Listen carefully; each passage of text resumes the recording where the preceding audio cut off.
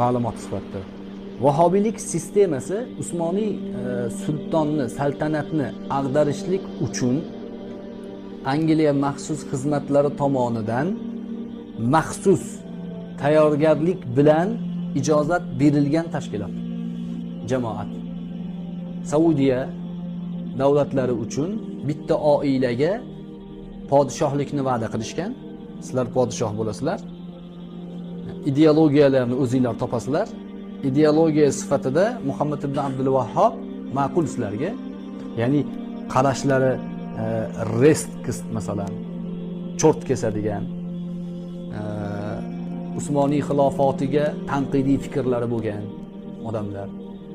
O'sha 1900-yillarda chumoli uyasini singari uy qurishgan Saudiyaning atrofiga anglichalar. Lubnon shtab-kvartira bo'lgan. O'sha yerdan turib boshqarishgan, juda katta ishlarni qilishgan. O'sha davrlarda Muhammad ibn Abdul Vahhab ideologiya sifatida Saud oilasiga taqdim qilingan. Ular tamomiyla turk sultonligiga muxolif fikr, dunyo qarashlarini olg'a surishgan va Angliyaning ya'ni va'dasi podshohlikni beramiz, biz turklarga hujum qilsak, siz yordam bermaysizlar. Yordam berishmasligini va'da qilishgan, haqiqatda yordam berishmagan. Bu Libiyaga Italiya kirib kelgan-ku. Umar Muxtor o'qib ko'rgansizlar kinosini. Umar Muxtor Liviyani himoyasi uchun chiqmagan u. Umar Muxtor Usmoniy xilofatni himoyasi uchun chiqqan. Chunki Libiya bularga qarashli bo'lgan. Turklarga qarashli bo'lgan. Ya'ni musulmonlarning joyi, yeri bo'lgan. O'sha paytda salafiy tushunchadagi odamlar Umar Muxtorga ham yordam bermagan. Orqadan pichoq urilgan. Ularga shu xilofatni muxolifi bo'lishgan. Endi xilofatga muxolif bo'lishlikka ham diniy, ya'ni formula tuzib berish kerak. Qanaqa qilib bir odam o'zining xilofatiga, o'zining sultoniga qarshi chiqadi? Illo bir yo'l bor, sultonni kofir deb e'lon qilish kerak. O'shanda qarshi chiqsa bo'ladi. Buning uchun sultonning, turk sultonligi 700 yil butun islom olamini boshqargan turk sultonligining aqidasi nima edi? Maturidiy edi. Shuning uchun birinchi zarba Maturidiylik ahli sunna emas degan gap bo'ldi. Hozir ham o'sha e'tibor bersangiz, o'sha joyda o'qigan odamlar, jamiada o'qisa, boshqa joyda o'qisa, agar Maturidiy ekanligini jamiya bilib qolsa, o'sha kuni ishdan o'qishdan haydaydi. Bizni mutaassib deyshadi-yu, o'tda juda mutaassiblik ama tuppa-tuzuk odamlar, ilmi chuqur daryo bo'lgan odamlar o'zining Maturidiy ekanligini bekitib yashaydi. Hozir ochsa bo'laverar, Hazrat rahimahullohni ham Maturidiy ekanliklari uchun Saudiyadan chiqib Libiyaga ketganlar. Bu yerdan ketgan paytlarida. O'sha ko'pchilik tanqid qiladi Muammar Qazzofiyni. Muammar Qazzofiyni ikkita katta o'sha erkakligi tarixda bor. Haqiqiy rujulati. Bittasi o'sha Mustafa Aqqotga xuddi shu ishni qilgan. Saudiyaga qarshi qilgan shuni. Birinchisi Mustafa Aqqot Amerikada o'qigan, rejissor, kino bo'yicha Gollywoodni anaqalarini olgan, ta'limotini olgan va o'zini ayoliga aytadiki, men deydi, islom payg'ambarini butun Amerika, butun Yevropaga tanitmoqchiman. Shunda yordam berasanmi menga deydi. Yordam beraman deydi. Bular ahdlashadi. Keyin imkoniyat topgan zahoti kelib Hoshimiylar davlati, Urdun, Iordaniya, Urdunga kelib taklif qilishadi. Urdun bularga mablag' ajratadi. Imkoniyat berib mablag' ajratib kino ishlash boshlanganda xabar borib Saudiyaga keladi. Saudiya Iordaniyaga ultimatum qo'yadi. Ma'lum bir muddat ichida anu kino ishlayotgan odamni chiqarib yuboradi mamlakatingdan. Yoki biz boramiz, hujum qilamiz senga. Shunda bular pulsiz qoladi, hech narsasiz qoladi, bechoralar. Er xotin nima qilishni bilmay turganda Qazzofiy aytadiki, menga kelinglar deydi.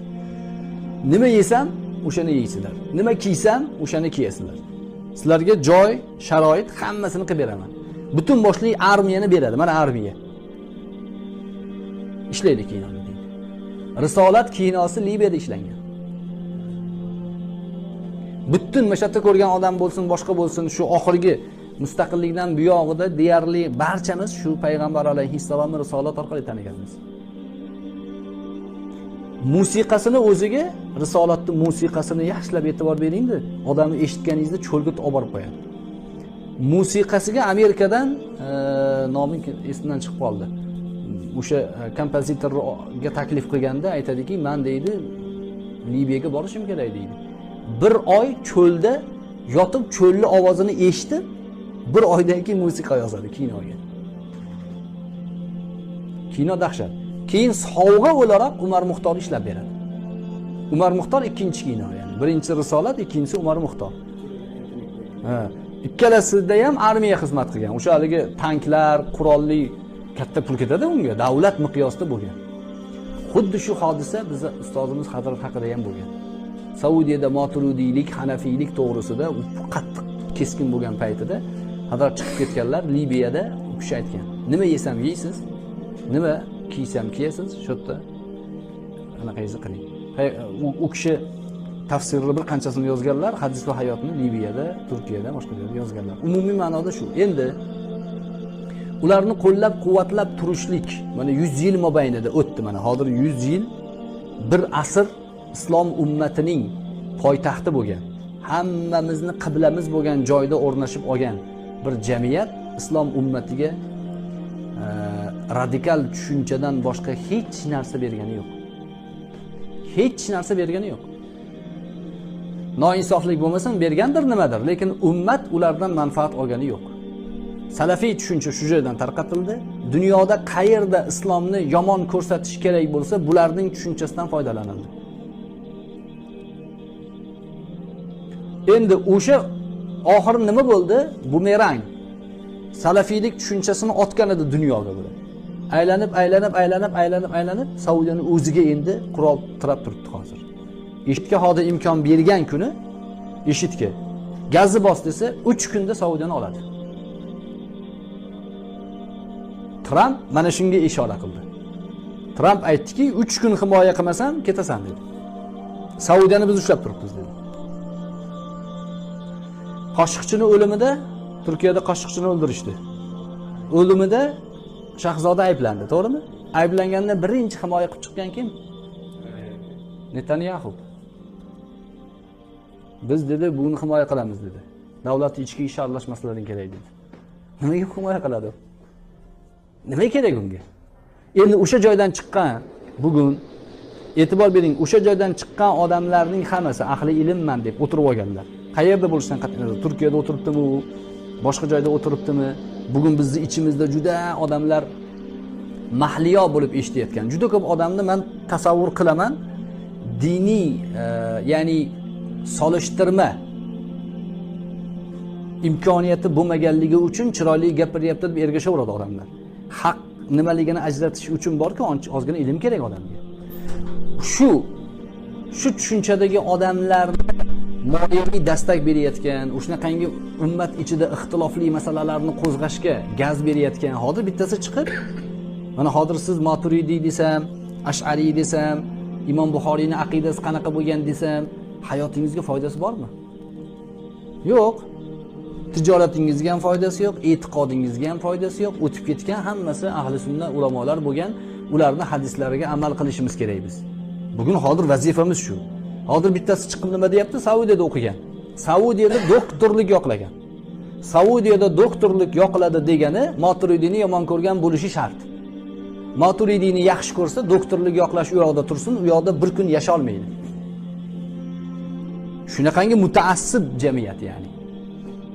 U chiqib nima deyapti? O'zbeklarning ichiga, ya'ni tanishimizga, yanimizdagi odamlarga jo'natib tarqatinglar, o'zbeklarning ichida tarqatinglar deyapti, sun'iy ravishda. Mavzu nima?